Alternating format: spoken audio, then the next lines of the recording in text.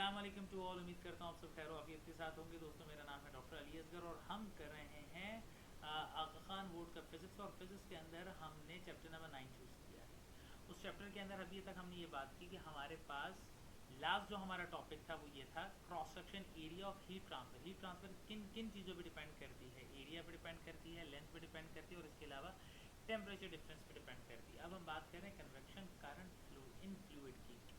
याद रखिए कि कन्वेक्शन हमेशा फ्लूइड के अंदर होगी और फ्लूइड का मतलब है जो चीज़ फ्लो कर सके। कौन सी चीज़ें फ्लो करती हैं? लिक्विड तो फ्लो करता ही, मगर गैस भी फ्लो करती है।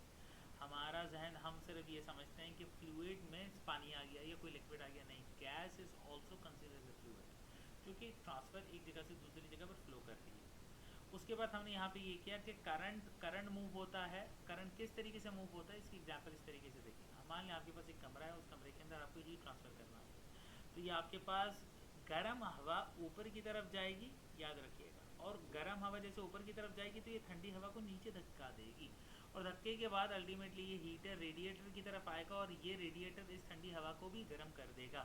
तो इससे मतलब हमें ये समझ में आता है कि हॉट एयर बलून जो होता है, क्योंकि ऊपर की तरफ जाता है। क्यों ऊपर की तरफ जाती है? क्योंकि गर्म हवा ऊपर की तरफ जाती है और ये गर्म हवा ठंडी हवा को रोटेट करती है, सर्कुलेट करती है। इसी को हम कन्वेक्शन करंट कहते हैं। उसकी एक दूसरी एग्जांपल है ये।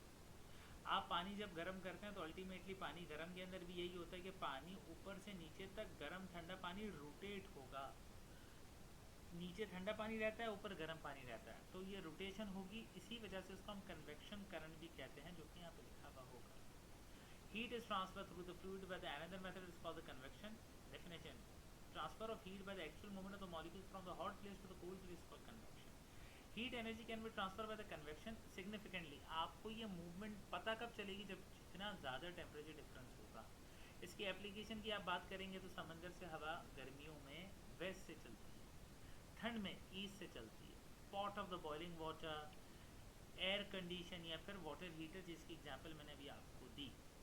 अब इसके अलावा रेडिएशन का मतलब क्या है?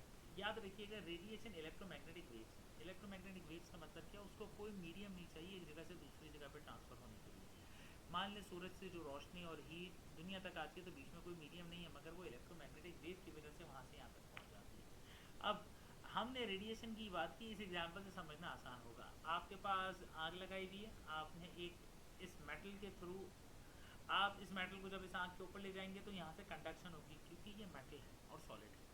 फिर आपने कन्वेक्शन की बात की। कन्वेक्शन के अंदर ये कि इस आग के ऊपर अगर आप अपना हाथ रखेंगे तो अभी आपने सीखा कि हीट ट्रांसफ़र होती है ऊपर की तरफ। हीट गर्म हवा ऊपर की तरफ जाती है हीट, मगर दूर कहीं आप बैठे और उसकी उसकी वजह से भी आपको तपिश से फील हो रही है, तो इसको हम रेडिएशन कहते हैं। और रेडिएशन ट्रांसफ़र होती है और उसके लिए हमें कोई मीडियम रिक्वायर्ड नहीं होता, क्योंकि ये इलेक्ट्रोमैग्नेटिक वेव।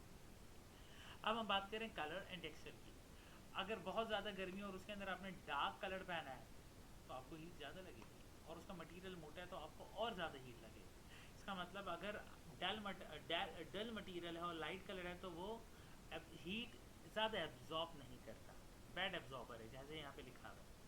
और डार्क कलर आपके पास हीट ज़्यादा एब्जॉर्ब करता है। सिमिलरली पॉलिश सरफेस, जितना ज़्यादा पॉलिश होगा वो लाइट और हीट को रिफ्लेक्ट बैक कर देगा। तभी आपने देखा होगा कार के विंड स्क्रीन के आगे एक सिल्वर कलर का कपड़ा लगा हुआ होता है, रिफ्लेक्टर लगा हुआ होता है। इसका पर्पस ये है कि जो सूरज की रोशनी गाड़ी के अंदर आ रही थी वो रिफ्लेक्ट होकर बाहर चली जाए। इसी वजह से जब आप यूजुअली, अगर ये आपके पास नहीं है और आप गाड़ी के अंदर दाखिल होते हैं और धूप में गाड़ी खड़ी हुई थी तो गाड़ी अंदर से बहुत गर्म हो जाती है। इसके बरक्स अगर आप ये स्लाइडर रख देते हैं पॉलिश सरफेस का, तो इसकी वजह से लाइट जितनी गाड़ी के अंदर आ रही थी वो रिफ्लेक्ट बैक होकर दूसरी तरफ चली जाती है। और अगेन ये किसके बराबर है? Is directly proportional to the surface area. अब इसके बाद के कुछ न्यूमेरिकल हैं जिसके लिए मैं एक दूसरी वीडियो बनाऊंगा। ये न्यूमेरिकल आप खुद से करने की कोशिश करिएगा, नहीं होगा तो मैं इसके लिए एक वीडियो बना के अपलोड कर दूंगा। उम्मीद करता हूँ आपको मेरा ये लेक्चर समझ आया होगा, पसंद